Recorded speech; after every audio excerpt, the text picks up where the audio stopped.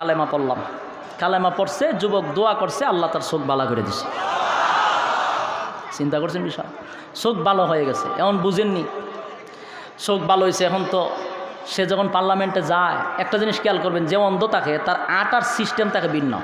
এক জায়গায় দাঁড়াতে এইভাবে দাঁড়ায় থাকবে, লড়তো না। দেখছেন অন্ধ মানুষের সিস্টেম এইভাবে দাঁড়ায় থাকতো, কিন্তু এখন চোখ ভালো হয়েছে, এখন তার এইভাবে দাঁড়ায় না, এখন চতুর্দিকে তাকায়। এই বিষয়টা বাদশা খেয়াল করছে যে হে তো অন্ধ না, এত চোখে দেখে। ডাক দিছে, ওইদিকে আয়, তুই কি চোখে দেখস? দেখি তো, তুই না অন্ধ আসছিলে? কাছিলাম, এখন দেখস কেমনে? আমার রব বালা করছে। বাদশায় তো ইটা খারিয়া নাচ শুরু করছে, ডিজে গানের আয়োজন কর। কে রে? আমি যে তোর চোখ বালা করছি এটা তুই আসতে কস কে রে? জুড়ে ক। মন্ত্রী কয়, তুই কি মাথা খারাপ হয়েছে তোর? তুই কি এর খুদা? তুই তো হুদা, তুই চোখ বালা করবে কেমনে? চোখ যে বালা করছেন উনি হলেন আমার রব আল্লাহ, যিনি আসমান জমিন সৃষ্টি করছেন, তোরেও বানাইছেন, তোরে খাওয়ায়, তোরে পড়ায়, সেই রব আমার চোখ দিছে। সুবহানাল্লাহ। বাদশার মেজাজ গরম হয়ে গেছে।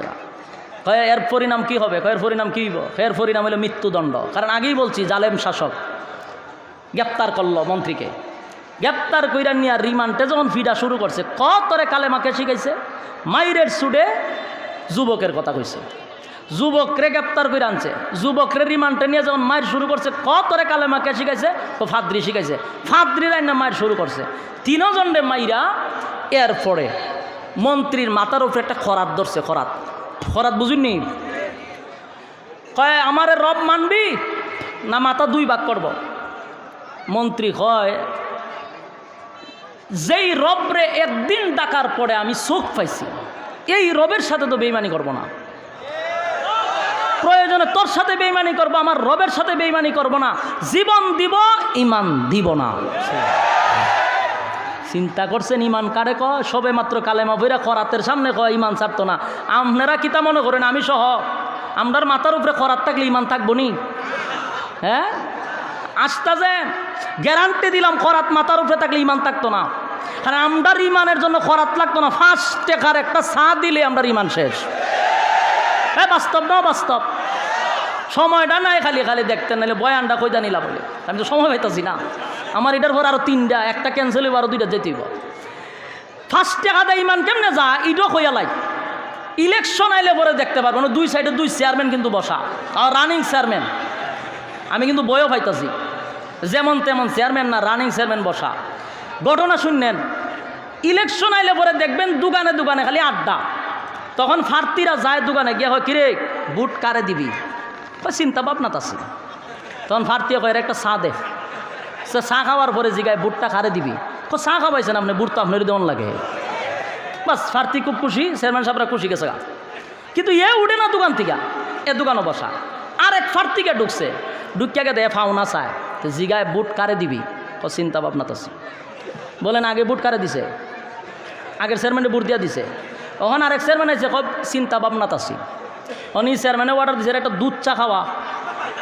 এ দুধ চা খাওয়ার পরে জিগায় বুটটা কারে দিবি? দুধ চা আপনি খাওয়াইছেন, বুটটা তো আপনার দেওয়া দরকার। চেয়ারম্যান সাহেব খুশি গেছে গা, কিন্তু এ দোকান থেকে উঠে না। তৃতীয় ফার্তে জিগায় বুট কারে দিবি? এখনো কয় সিদ্ধান্ত এখনো নিছি না, চিন্তা ভাবনাত আছি। ওই চেয়ারম্যান এখন একটা কফি দে। কফি খাওয়ার পরে জিগায় তুই বুট কারে দিবি? কফি আপনি খাওয়াইছেন, আমার 14 গোষ্ঠী তো বুট আপনারই দেওয়া দরকার। বলুন তো দেখি বুট কয়টা দিল? কয়জন রে? ইমান আছে না গেছে? তে এর আবার খরাত লাগেনি?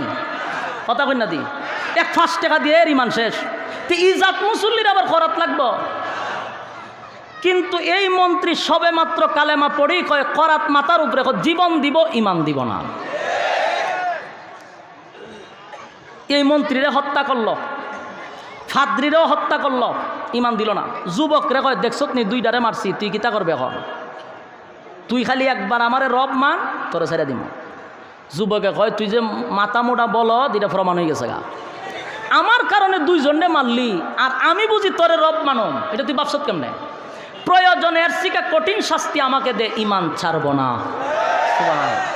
বাদশা কয় কঠিন শাস্তি তোরে দিব।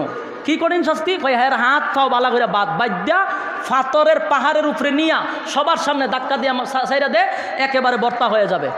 তো বাহিনী নিয়ে তারা পাহাড়ের উপরে গেল। ধাক্কা দিবার আগে যুবক কয়, আল্লাহ তুমি আমার হেফাজত করো, জালেমরে ধ্বংস করো। যুবকের দোয়া গেছে কবুল হইয়া, সব বাহিনী পাহাড়ের উপর থেকে পইরা সব জায়গা শেষ। যুবক বাদশার সামনে দাঁড়ায় কিতা খবর?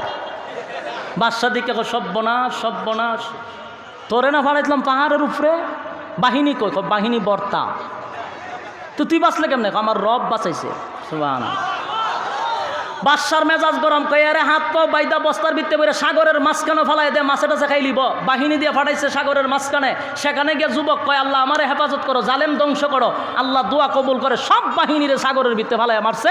যুবক আবার বাদশার সামনে একারি হয়, কিতা খবর? বাদশা হয় ঘটনা কিতা?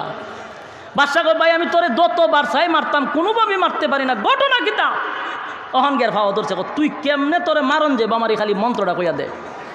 যুবকে জিগা, আমার মারা কি তোর খুব বেশি দরকার? বলে হ। কেন? তুই আমার রব মানুষ না। ঠিক আছে, মাইনা নিলাম।